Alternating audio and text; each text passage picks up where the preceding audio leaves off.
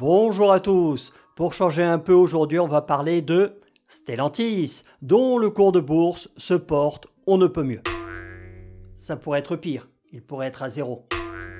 Donc, article du magazine américain Fortune, écrit par Frank B. Rhodes Jr. le 7 octobre 2024. Alors comme c'est très long, je vais beaucoup résumer.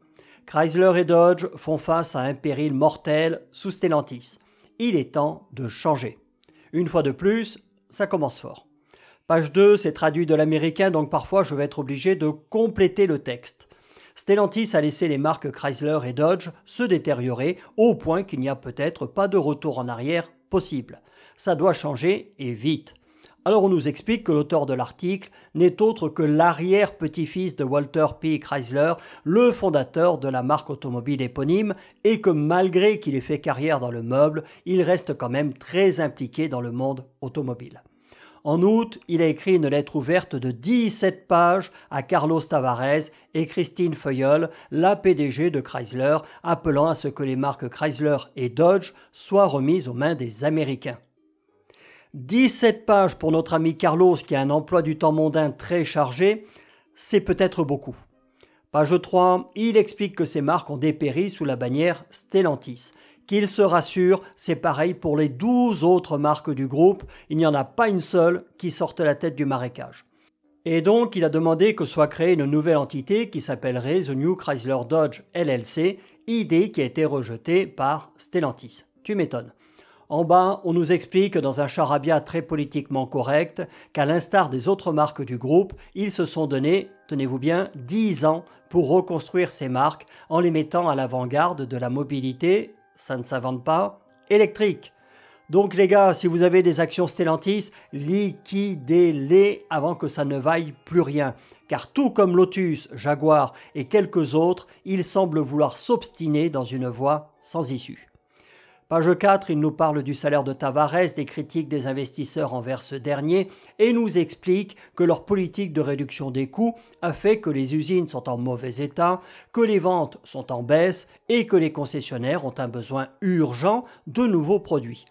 C'est rien de le dire, les stocks, et pas que dans ces marques, s'accumulent un peu partout aux États-Unis ou au Canada. 2 d'entre vous qui y étaient dans les dernières semaines nous l'ont confirmé dans les commentaires. Produit pas adapté et trop cher, résultat des courses, ça ne se vend pas et les concessionnaires n'en peuvent plus. Ils en ont marre. Et eux aussi d'ailleurs, il faudrait que je retrouve l'article, avaient adressé une lettre à l'ami Carlos en lui expliquant qu'il fallait que ça change drastiquement. Plus bas, Stellantis a mis Chrysler sur la voie d'une gamme entièrement électrique d'ici à 2028, une décision discutable compte tenu des tendances plus larges du marché. D'autres constructeurs optent pour les hybrides pour faire face à l'écroulement des ventes des électriques. L'écroulement des ventes des électriques. De nombreuses marques reconnaissent que le coût supplémentaire, les infrastructures de recharge limitées et les inconvénients des véhicules électriques ont entravé leur adoption généralisée. En fait, tous ceux qui connaissent les États-Unis vous diront qu'ils ont la culture de la vraie bagnole là-bas et qu'ils ne veulent pas s'enquiquiner avec ça. Aux USA, tu fais souvent de longues distances et tu as régulièrement besoin de tracter.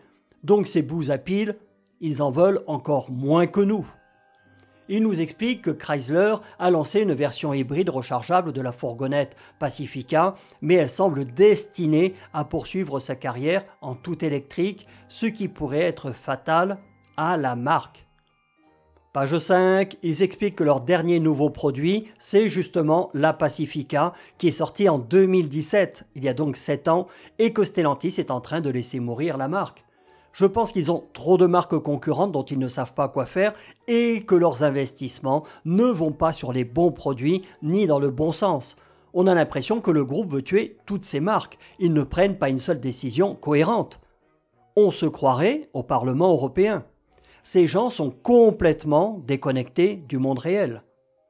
Plus bas, il nous explique que Dodge propose à la fois des versions électriques et thermiques de ses modèles, mais que l'orientation des dirigeants va plutôt vers l'électrique, alors que les acheteurs de Dodge sont plus passionnés par les muscle cars et les gros V8. Bah oui, imagine une Challenger électrique ou avec un 1,2 litre PureTech hybride. Ce serait totalement ridicule. J'ai raison ou j'ai raison? Merci. Page 6, il y en a 10 en tout. Ils expliquent que la nouvelle gamme toute électrique de Chrysler va arriver dans un marché totalement encombré, sans rien apporter de nouveau, et donc va se fondre dans la masse au lieu d'innover ou se réapproprier son histoire. C'est totalement vrai, si tu veux tuer une marque, c'est comme ça qu'il faut faire. Concernant Dodge, il préconise en plus des muscle cars d'élargir la gamme avec une berline de gamme intermédiaire dotée d'un plus petit moteur turbocompressé. Plus petit aux États-Unis, c'est 3 litres, qui offrirait une alternative attrayante face à l'électrique et de produire le Dodge Hornet en Amérique du Nord plutôt qu'en Italie. Ce qui serait logique puisque ça fait économiser le coût d'une traversée de l'Atlantique et comme les Américains sont patriotes, eux, ça favoriserait les ventes. Page 7, celle-là c'est la meilleure, je vais vous la lire en entier. Il y a un énorme potentiel pour que Dodge et Chrysler réussissent, mais cela nécessite d'écouter la clientèle et de se concentrer sur ce qui a rendu ces marques emblématiques. Au lieu de cela, Stellantis continue de pousser ses produits trop chers, comme chez nous, sur un marché à taux d'intérêt élevé avec une qualité de construction douteuse découlant de ces pratiques d'externalisation. Les acheteurs américains recherchant particulièrement des produits conçus et construits aux États-Unis, mais c'est quelque chose que Stellantis semble négliger. Sans correction de cap, Chrysler et Dodge risquent de perdre leur clientèle fidèle et leur précieuse place dans le paysage automobile américain. Voilà, on en a souvent parlé et c'est pareil chez nous. Ces gens pensent tout savoir mieux que les consommateurs et veulent leur imposer des produits qui ne correspondent pas à leurs attentes et dont ils ne veulent pas. Donc, ils se les gardent sur les bras. Mais le pire, c'est que malgré tout, ils restent persuadés, entre 2 petits fours et 2 coupes de champagne, dans une réception mondaine, que c'est nous qui n'avons rien compris. Page 8, ils disent qu'il faudrait un dirigeant compétent à la tête de ces marques, c'est évident, et qu'il leur faudrait davantage d'autonomie. Et ils reviennent sur le fait que ces marques devraient s'inspirer de leur histoire respective. Page 9, on nous parle du remplacement de Tavares, qui pourra ainsi passer encore plus de temps dans les réceptions mondaines, et on nous rappelle que ce dernier avait déclaré que toutes les marques du groupe qui ne seraient pas rentables seraient supprimées. Mais je ne sais pas s'il y en a une seule de rentable dans le groupe en fait. Voilà, donc il nous parle du 100e anniversaire de Chrysler et page 10, on nous parle des bénéfices de Stellantis qui ont été divisés par 2 de notre ami Carlos dont le salaire a augmenté de 60% et que dans un an, il sera à la retraite. Donc oui, je pense que les Américains ont compris que ces gros groupes, c'est une machine à tuer les marques et leur identité et qu'il faut écouter le consommateur et aller au-devant de ses attentes et de ses désirs.